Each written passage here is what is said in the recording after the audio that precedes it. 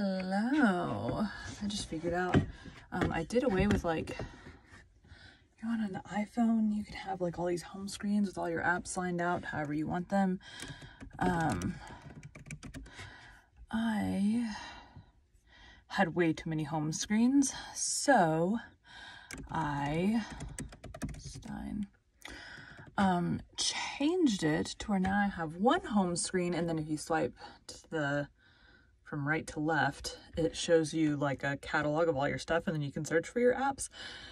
So that's what I did, and I just realized that it has in the top right square for me, it has like a recommended, like, hey, you usually open this around this time. Do you want to open this one for my dang camera? Because yesterday I could not find it. I mean, I did eventually find it, but the rest of those squares, I think the one to the left is like recommended, and then there's like a recently downloaded on the right, I think, and then there's all the other folders, but all the other folders like move around, which is annoying. I did trim my bangs finally. They're kind of wonky today. Okay. Presenter mode. Take a drink. I need to read the intro.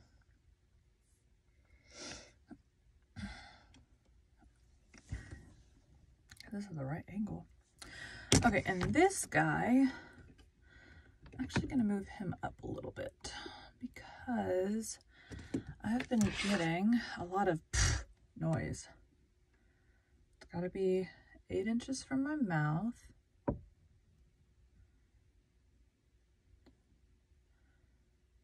That's at 8 inches. It's been driving me nuts. I think I probably just put it right back where it was. Anyways, yeah, I've been getting a lot of feedback. I had messed with it a couple days ago doing something. I think I just put it in the wrong spot. Hopefully this is right. You get the nice little shadow. Today we'll be continuing Frankenstein by Mary Shelley.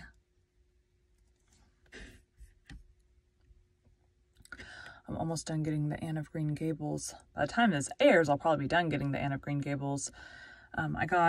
So I'm reformatting the show to where the intro, not reformatting.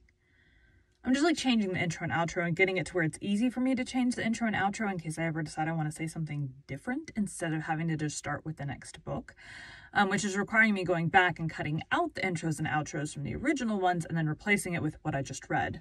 Today we're going to be reading this, and then at the end, Bite at a Time Books. Thank you for joining Bite at a Time Books, blah, blah, blah, blah. My name is Brie Carlisle, blah, blah, blah, blah. And then the like very, very end tail segment of like, don't forget to go do blah, blah, blah, blah, blah. That part plus the song is interchangeable, which I'm not changing the song. But I can change that out if I want to. And it's pretty easy through my podcast host. But I got Anne of the Island all done and uploaded their new versions. Anne of Avonlea I have done, but I have not uploaded their new versions. And then I'm working on Anne of Green Gables. And then as I re-record all the other books, I'll upload the new versions with the better narration with it. And quite honestly, beyond the time, I much prefer the reading the whole thing than the having to just chop out and put back in. Although it does take a lot less time to just change it. The style is, I was way lazy up to Anne of Green Gables. Chapter 7. On my return, I found the following letter from my father. My dear Victor, you've probably waited impatiently for a letter to fix the date of your return to us. And I was at first tempted to write only a few lines, merely mentioning the day on which I should expect you. But that would be a cruel kindness. That was weird. But that would be a cruel kindness, and I dare not do it. What would be your surprise, my son, when you expected a happy and glad welcome, to behold, on the contrary, tears and wretchedness? And how, Victor, can I relate our misfortune?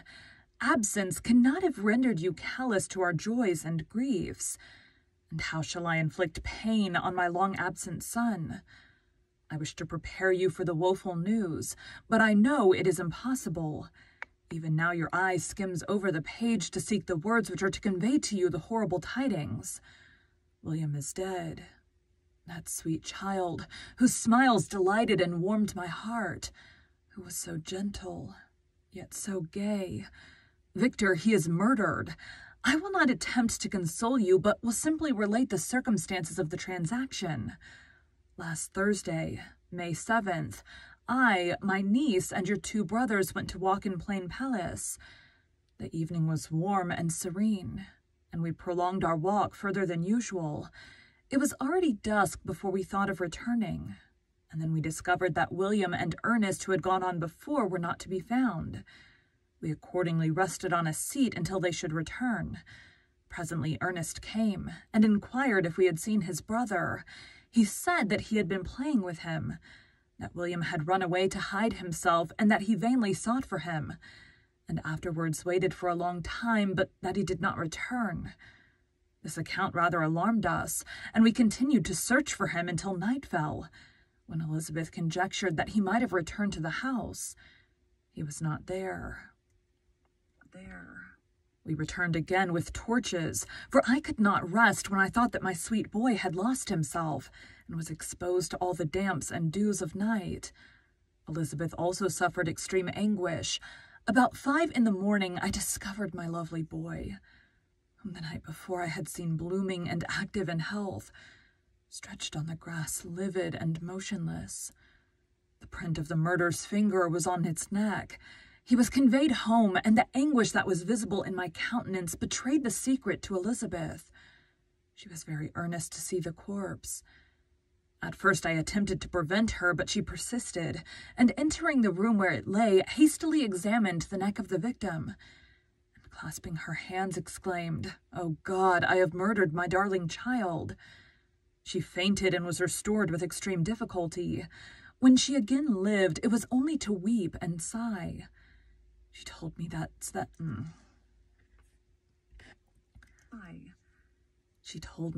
same evening William had teased her to let him wear a very valuable miniature that she possessed of your mother. This picture is gone, and was doubtless the temptation which urged the murderer to the deed. We have no trace of him at present, although our exertions to discover him are unremitted, but they will not restore my beloved William. Come, dearest Victor. You alone could console Elizabeth. She weeps continually and accuses herself unjustly as the cause of his death. Her words pierce my heart. We are all unhappy, but will not that be an additional motive for you, my son, to return and be our comforter? Your dear mother. Alas, Victor, I now say, thank God she did not live to witness the cruel, miserable death of her youngest darling. Come, Victor. Not brooding thoughts of vengeance against the assassin, but with feelings of peace and gentleness that will heal, instead of festering the wounds of our minds. Enter the house of mourning, my friend, but with kindness and affection for those who love you, and not with hatred for your enemies. Your affectionate and afflicted father, Alphonse Frankenstein, Geneva, May 12th, 1700. Clerval, who had watched my countenance as I read this letter, was surprised to observe the despair that succeeded the joy I at first expressed on receiving news from my friends. I threw the letter on the table, and covered my face with my hands. "My dear Frankenstein," exclaimed Henry, when he perceived me weep with bitterness, "are you always to be unhappy? My dear friend, what has happened?" I motioned him to take up the letter while I walked up and down the room in the extremest agitation. Tears also gushed from the eyes of Clerval as he read the account of my misfortune. "I can offer you no consolation, my friend," said he. "Your disaster is irreparable. What do you intend to do?" "To go instantly to Geneva. Come with me, Henry, to order the horses." During our walk, Clerval endeavored to say a few words of consolation. He could only express his heartfelt sympathy. "Poor William," said he. "Dear lovely child, he now sleeps with his angel mother. Who that had seen him bright and joyous in his young beauty, but must weep over his untimely loss? To die so miserably, to feel the murderer's grasp, how much more a murdered that could destroy radiant innocence? Poor little fellow, one only consolation have we. His friends mourn and weep, but he is at rest. The pang is over. His sufferings are at an end forever. A sod covers his gentle form, and he knows no pain. He can no longer be a subject for pity. We must reserve that for his miserable survivors. Clerval spoke. Clerval spoke thus as we hurried through the streets. The words impressed themselves on my mind, and I remembered them afterwards in solitude. But now, as soon as the horses arrived, I hurried into the cabriolet and bade farewell to my friend. My journey was very melancholy. At first, I wished to hurry on, for I longed to console and sympathize with my loved and sorrowing friends. But when I drew near my native town, I slackened my progress. I could hardly sustain the multitude of feelings that crowded into my mind. I passed through scenes familiar to my youth, but which I had not seen for nearly 6 years. How altered everything might be during that time! One sudden and desolating change had taken place, but 1,000 little circumstances might have by degrees worked other alterations, which, although they were done more tranquilly, might be the less... which, although they had been... which, although they were done more tranquilly, might not be the less decisive. Fear came over me. I dared no advance, dreading 1,000 nameless evils that made me tremble, although I was unable to define them. I remained 2 days at Lausanne. In this painful state of mind, I contemplated the lake. The waters were placid. All around was calm, and the snowy mountains, the palaces of nature, were not changed. By degrees, the calm and heavenly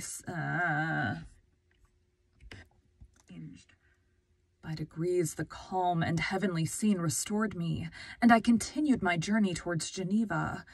The road ran by the side of the lake, which became narrower as I approached my native town. I discovered more distinctly the black sides of Jura and the bright summit of Mont Blanc. I wept like a child. Dear mountains, my own beautiful lake, how do you welcome your wanderer? Your summits are clear. The sky and lake are blue and placid. Is this to prognosticate peace or to mock at my unhappiness? I fear, my friend, that I shall render myself tedious by dwelling on these preliminary circumstances, but they were days of comparative happiness, and I think of them with pleasure. My country, my beloved country, who but a native can tell the delight I took in again beholding thy streams, thy mountains, and more than all, thy lovely lake? Yet as I drew nearer home, grief and fear again overcame me. Night also closed around, and when I could hardly see the dark mountains, I felt still more gloomily. The picture appeared a vast and dim scene of evil, and I foresaw obscurely that I was destined to become the most wretched of human beings. Alas, I prophesied truly and failed only in one single circumstance, that in all the misery I imagined and dreaded, I did not conceive the 100th part of the anguish I was destined to endure. It was completely dark when I arrived in the environs of Geneva. The gates of the town were already shut, and I was obliged to pass the night at Cetron, a village at the distance of half a league from the city. The sky was serene, and as I was unable to rest, I resolved to visit the spot where my poor William had been murdered. As I could not pass through the town, I was obliged to cross the lake in a boat to arrive at Plain Palace. During this short voyage, I saw the lightning playing on the summit of Mont Blanc in the most beautiful figures. The storm appeared to approach rapidly, and on landing I ascended a low hill that I might observe its progress. It advanced. The heavens were clouded, and I soon felt the rain coming slowly in large drops, but its violence quickly increased.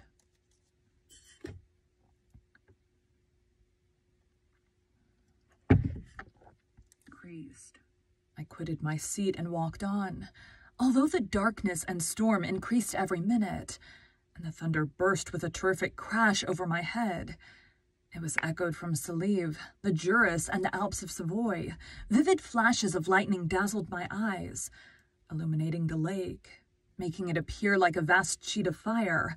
Then, for an instant, everything seemed of a pitchy darkness, until the eye... Yes. Until the eye recovered itself from the preceding flash. The storm, as is often the case in Switzerland, appeared at once in various parts of the heavens. The most violent storm hung exactly north of the town, over the part of the lake which lies between the promontory of Belrive.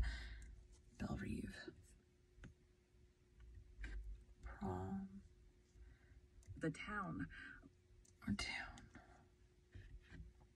town, over the part of the lake which lies between the promontory of Belrive and the village of Copete. Another storm enlightened Jura with faint flashes, and another darkened and sometimes disclosed the mole.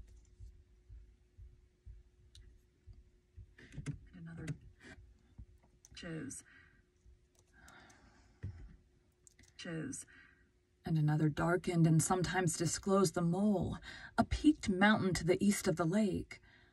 While I watched the tempest, so beautiful yet terrific, I watched on with a hasty step. This noble war in the sky elevated my spirits. I clasped my hands and exclaimed aloud, "William, dear angel, this is thy funeral, this thy dirge." As I said these words, I perceived in the gloom a figure which stole from behind a clump of trees near me. I stood fixed, gazing intently. I could not be mistaken. A flash of lightning illuminated the object and discovered its shape plainly to me. Its gigantic stature and the deformity of its aspect, more hideous than belongs to humanity, instantly informed me that it was the wretch, the filthy demon to whom I had given life. What did he there? Could he be? I shuddered at the conception. The murderer of my brother? No sooner did that idea cross my imagination than I became convinced of its truth. My teeth chattered, and I was forced to lean against a tree for support. The figure passed me quickly, and I lost it in the gloom. Nothing in human shape could have destroyed the fair child. He was the murderer. I could not doubt it. The mere presence of the idea was an irresistible proof of the fact. I thought of pursuing the devil, but it would have been in vain, for another flash discovered him to me hanging among the rocks of the nearly perpendicular ascent of Mont Salive, a hill that bounds Plain Palace on the south. He soon reached the summit and disappeared. I remained motionless. The thunder ceased, but the rain still continued, and the scene was enveloped in an impenetrable darkness. I revolved in my mind the events which I had until now sought to forget. The whole train of my progress toward the creation, the appearance of the works of my own hands at my bedside, its departure. 2 years had now nearly elapsed since the night on which he first received life, and was this his first crime? Alas! I had turned loose into the world a depraved wretch, whose delight was in carnage and misery. Had he not murdered my brother? No one can conceive the anguish I suffered during the remainder of the night, which I spent cold and wet in the open air. But I did not feel the inconvenience of the weather.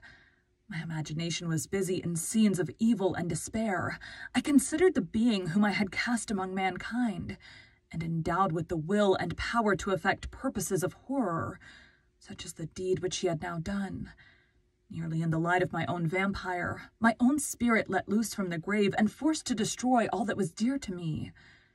Day dawned, and I directed my steps towards the town. The gates were open, and I hastened to my father's house. My first thought was to discover what I knew of the murderer, and cause instant pursuit to be made. But I paused when I reflected on the story that I had to tell. A being whom I myself had formed and endued with life had met me at midnight among the precipices of an inaccessible mountain. I remembered also the nervous fever with which I had been seized, just at the time that I dated my creation, and which would give an air of delirium to a tale otherwise so utterly improbable. I well knew that if any... My family's being loud. people. I well knew that if any other had communicated such a relation to me, I should have looked upon it as the ravings of insanity. Besides, the strange nature of the animal would elude all pursuit, even if I were so far credited as to persuade my relatives to commence it. And then of what use would be pursuit? Who could arrest a creature capable of scaling the overhanging sides of Mont Saleve? These reflections determined me, and I resolved to remain silent. It was about 5 in the morning when I entered my father's house. I told the servants not to disturb the family, and went into the library to attend their usual hour of rising. 6 years had elapsed, passed in a dream, but for one indelible trace, and I stood in the same place where I had last embraced my father before my departure for Ingolstadt. Beloved and venerable parent, he still remained to me. I gazed on the picture of my mother, which stood over the mantelpiece. It was a historical subject, painted at my father's desire, and represented Caroline Beaufort in an agony of despair, kneeling by the coffin of her dead father. Her garb was rustic, and her cheek pale, but there was an air of dignity and beauty that hardly permitted the sentiment of pity. Below this picture was a miniature of William, and my tears flowed when I looked upon it. While I was thus engaged, Ernest entered. He had heard me arrive and hastened to welcome me. "Welcome, my dearest Victor," said he. "I wish you had come 3 months ago, and then you would have found us all joyous and delighted. You come to us now to share a misery which nothing can alleviate, yet your presence will, I hope, revive our father, who seems sinking under his misfortune, and your persuasions will induce poor Elizabeth to cease her vain and tormenting self-accusations. Poor William, he was our darling and our pride." Tears, unrestrained, fell from my brother's eyes. A sense of mortal agony crept over my frame. Before I had only imagined the wretchedness of my desolate home, the reality came on me as a new and not less terrible disaster. I tried to calm Ernest. I inquired more minutely concerning my father, and here I named my cousin. "She most of all," said Ernest, "requires consolation. She accused herself of having caused the death of my brother, and that made her very wretched. But since the murderer has been discovered—" "The murderer discovered? Good God, how can that be? Who could attempt to pursue him? It is impossible. One might as well try to overtake the winds or confine a mountain stream with a straw. I saw him too. He was free last night." "I do not know what you mean," replied my brother in accents of wonder. "But to us, the discovery we have made completes our misery.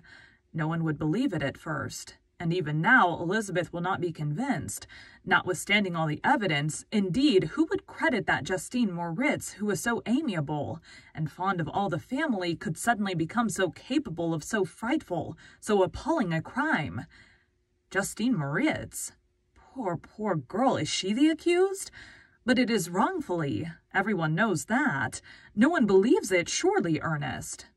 "No one did at first, but several circumstances came out that have almost forced conviction upon us, and her own behavior has been so confused as to add to the evidence of facts a weight that, I fear, leaves no hope for doubt. But she'll be tried today, and you will hear then But she'll be tried today, and you will then hear all." He then related that the morning on which the murder of poor William had been discovered, Justine had been taken ill and confined to her bed for several days. During this interval, one of the servants, happening to examine the apparel she had worn on the night of the murder, had discovered in her pocket the picture of my mother, which had been judged to be the temptation of the murderer. The servant instantly showed it to one of the others, who, without saying a word to any of the family, went to a magistrate, and upon their deposition, Justine was apprehended. On being charged with the fact, the poor girl confirmed the suspicion in a great measure by her extreme confusion of manner.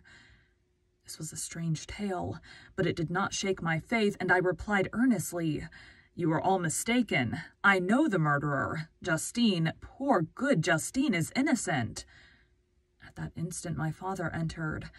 I saw unhappiness deeply impressed on his countenance, but he endeavored to welcome me cheerfully, and after we had exchanged our mournful greeting, would have introduced some other topic than that of our disaster, had not Ernest exclaimed, "Good God, Papa! Victor says that he knows who was the murderer of poor William." "We do also, unfortunately," replied my father, "for indeed I had rather have been forever ignorant than have discovered so much depravity and ungratitude in one I valued so highly." "My dear father, you are mistaken. Justine is innocent." "If she is, God forbid that she should suffer as guilty. She is to be tried today, and I sincerely hope that she will be acquitted." This is a long chapter. This is why I didn't do this one yesterday. Acquitted. This speech calmed me. I was firmly convinced in my own mind that Justine, and indeed every human being, was guiltless of this murder. I had no fear, therefore, that any circumstantial evidence could be brought forward strong enough to convict her. My tale was not one to announce publicly. Its astounding horror would be looked upon as madness by the vulgar. Did anyone indeed exist except I, the Creator, who would believe, unless his senses convinced him, in the existence of the living monument of presumption and rash ignorance which I had let loose upon the world? We were soon joined by Elizabeth. Time had altered her since I last beheld her. It had endowed her with loveliness surpassing the beauty of her childish years. There was the same candor, the same vivacity, but it was allied to an expression more full of sensibility and intellect. She welcomed me with the greatest affection. "Your arrival, my dear cousin," said she, "fills me with hope. You perhaps will find some means to justify my poor guiltless Justine. Alas, who is safe if she be convicted of crime? I rely on her innocence as certainly as I do upon my own. Our misfortune is doubly hard to us. We have not only lost that lovely darling boy, but this poor girl whom I sincerely love is to be torn away by even a worse fate. If she is condemned, I never shall know joy more, but she will not, I am sure she will not, and then I shall be happy again, even after the sad death of my little William.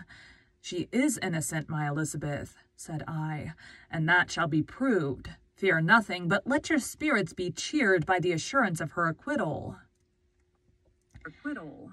How kind and generous you are. Everyone else believes in her guilt, and that made me wretched, for I knew that it was impossible, and to see everyone else prejudiced in so deadly a manner rendered me hopeless and despairing. She wept.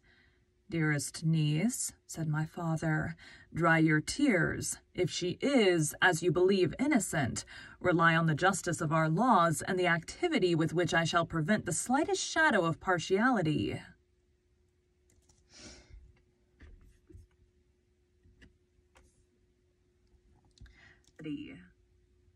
Thank you for joining Bite at a Time Books today, while we read a bite of one of your favorite classics.